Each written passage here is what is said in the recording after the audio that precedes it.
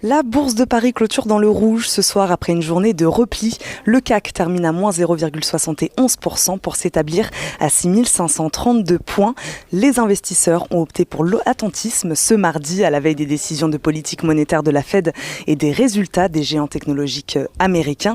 La Réserve fédérale a entamé en effet sa réunion de 2 jours et les investisseurs suivront attentivement demain, mercredi, la conférence de presse de son président Jérôme Powell pour toute remarque relative aux achats d'actifs et à la montée de l'inflation.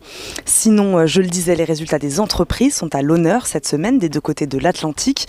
À Wall Street, les géants Alphabet, Apple et Microsoft doivent publier leur trimestriel après la clôture. La séance aura aussi été marquée sur le plan économique par la publication des chiffres des commandes de biens durables aux États-Unis.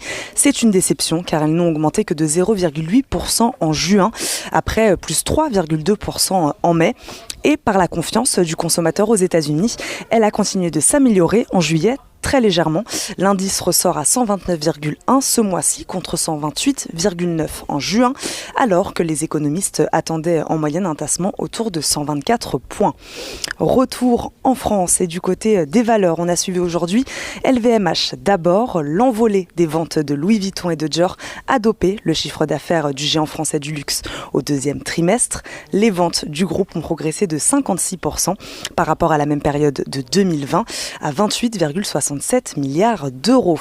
Michelin qui a relevé ses prévisions 2021 après un bon premier semestre. Le groupe a enregistré 11,2 milliards d'euros de ventes entre janvier et juin contre 9,4 milliards sur la même période de 2020.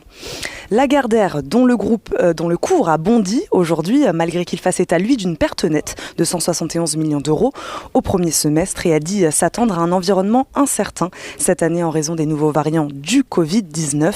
Le groupe prévoit tout de même une marge de plus de 10% pour sa branche édition, Lagardère Publishing, en 2021, après une performance historique de cette division au premier semestre.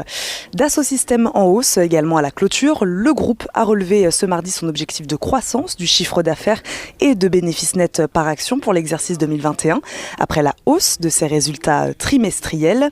Edenred en perte, lui, à la clôture. Le spécialiste des solutions de paiement a relevé de 3 points de pourcentage son objectif de croissance organique de son excédent brut d'exploitation pour 2021, après avoir vu ses résultats dépasser les attentes des analystes au premier semestre. Enfin, le cours de Worldline a chuté drastiquement aujourd'hui. Le spécialiste des paiements électroniques avait confirmé ses objectifs pour l'exercice 2021 après avoir vu ses résultats se redresser au premier semestre. Demain, les marchés regarderont les indices de confiance des consommateurs en France et en Allemagne et bien sûr les conclusions de la Fed sur la politique monétaire à mener.